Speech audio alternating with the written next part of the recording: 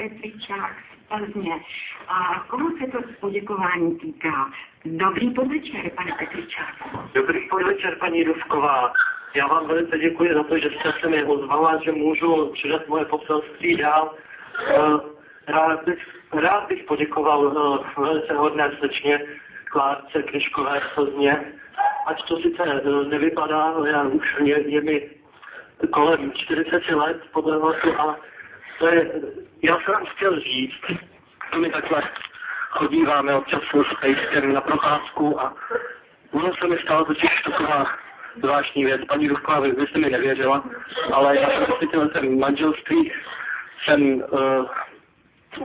těžko jsem na tom mluví, víte, rozlišil se svojí manželkou a byl mi jenom Pejsek Čapka. On, víte, on už je trošku starý, ale my jsme mění na tom, že máme spolu krásný vztah a když jsme šli jednou na procházku do toho Borského parku, já si tam obvykle takhle sednu a poslouchám ptáčky zpívat a tak dále. No a ejhle, Pejsek se mi zaběhl a víte, on už je špatný na ty nohy, takže slyší, to mi je jasný.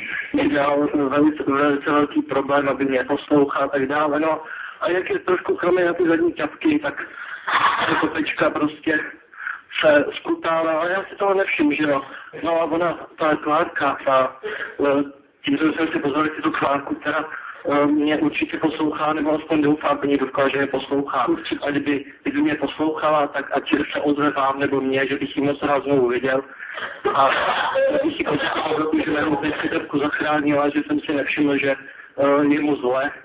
No a tak tady s Pejskem jdeme zrovna z procházky, byste mi nevěděla, paní Dufková, že takhle my tady chodíme na procházky a je krásné počasí, musíme říct, dneska ještě tady a je to velice krásná procházka s tím Pejskem tady, takže my se vždycky zastavíme pro toho štekáčka, tady klaní občanářství, zelenářství, mě už je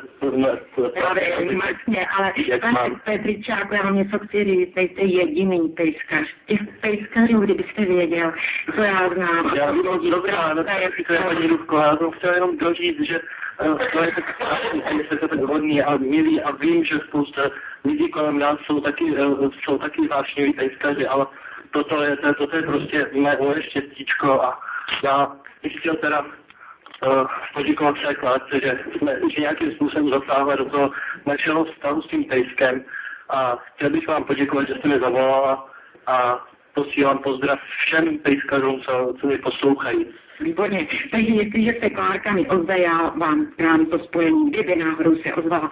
A teď tady hrajeme a hrajeme všem pejskařům, jak jste řekl.